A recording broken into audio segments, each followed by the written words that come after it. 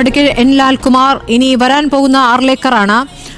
ഇപ്പോൾ RSSലേക്ക് പിന്നീട് അനുഭാവം പ്രകടിപ്പിച്ചതാണ് ആരിഫ് മുഹമ്മദ് ഖാൻ.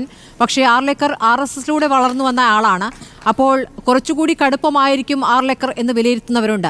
ഇനി അദ്ദേഹം ഗവർണറായിരുന്ന ബീഹാറിൽ അവിടെ നിതീഷ് കുമാർ നേരത്തെ ഇന്ത്യ സഖ്യത്തിന്റെ ഭാഗമായി അവരോട് ചേർന്ന മുഖ്യമന്ത്രിയായി നിൽക്കുന്ന ഘട്ടത്തിൽ അപ്പോഴും അവിടെ സർവകലാശാല വിഷയങ്ങളിൽ ഇടപെടുകയും ചാൻസലറുടെ അധികാരത്തിൽ കടന്നു കയറി എന്ന് പ്രതികരിക്കുകയും അന്ന് നിതീഷ് കുമാറിനെ ബുദ്ധിമുട്ടിക്കുകയും ചെയ്തിട്ടുണ്ട് അന്ന് അവിടെ ആർലേക്കർ.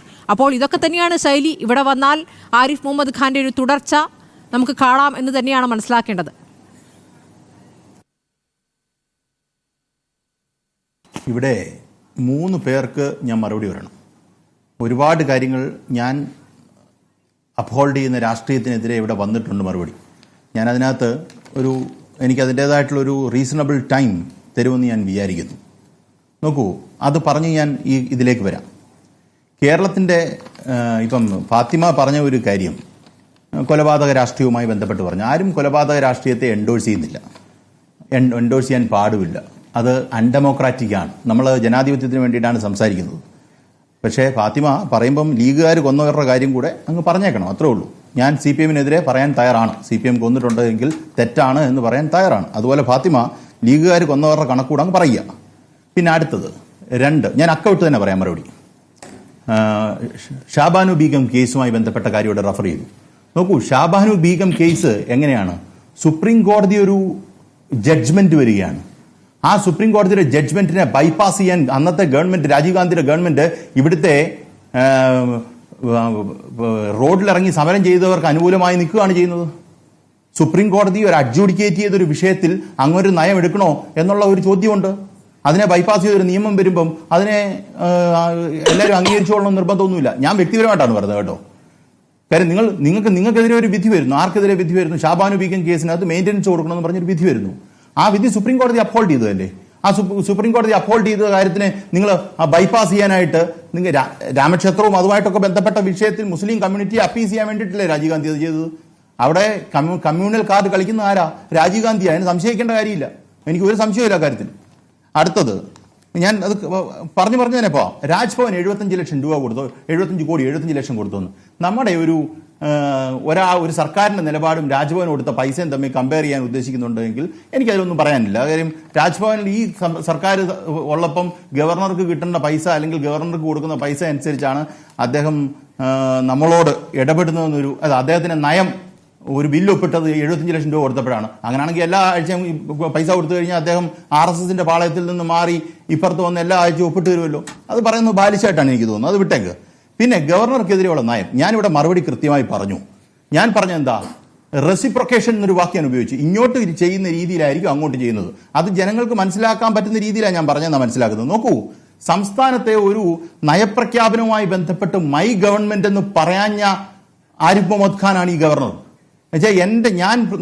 എന്റെയും സ്മൃതിയുടെയും ഫാത്തിമയുടെയും ഒക്കെ ആയ ഒരു സർക്കാരിന്റെ നോമിനൽ ഹെഡായിട്ട് വരുന്ന ആരിഫ് മുഹമ്മദ് ഖാൻ, അദ്ദേഹത്തിന് മാത്രം മൈ ഗവൺമെന്റ് എന്ന് പറയാൻ ബുദ്ധിമുട്ട്? ഇത് ഫാത്തിമയുടെ സർക്കാർ അല്ലേ എന്നൊന്ന് ചോദിച്ചേ. സാർ, ഫാത്തിമയുടെ സർക്കാരാണ്, നമ്മളുടെ എല്ലാം സർക്കാരാണ്.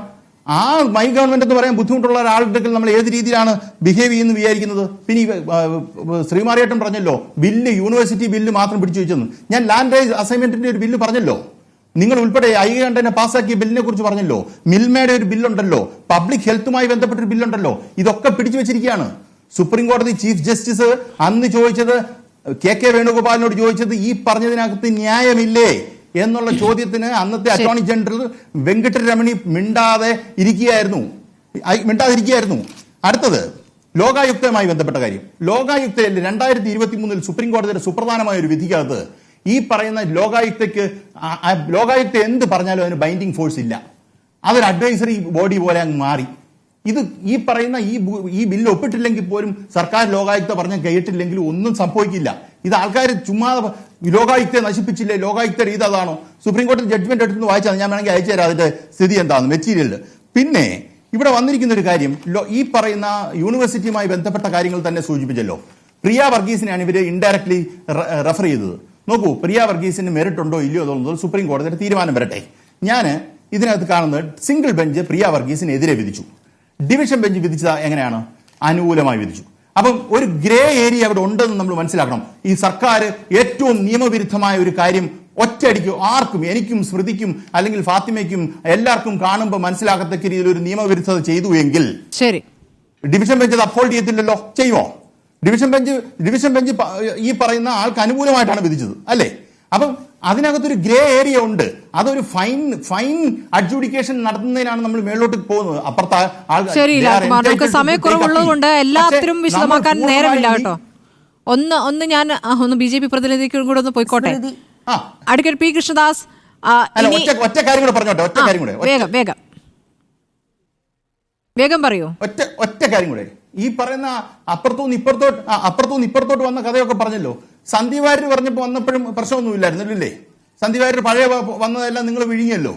അത്ര മാത്രമേ ഉള്ളൂ, തീർന്നു.